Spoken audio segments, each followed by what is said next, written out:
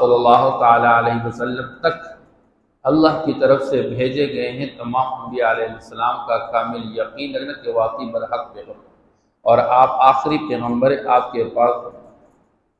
किसी की नबूवत का कोई एतबार नहीं। और फिर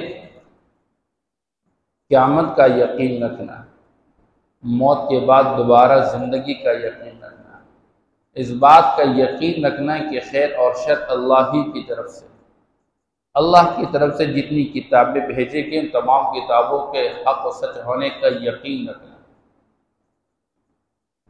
इसलिए हमारे दिल और दिमाग में कोई बात आए या नहीं, हमारी अकल माने ना माने, लेकिन जो हुजूर ने फरमाया वो सच है।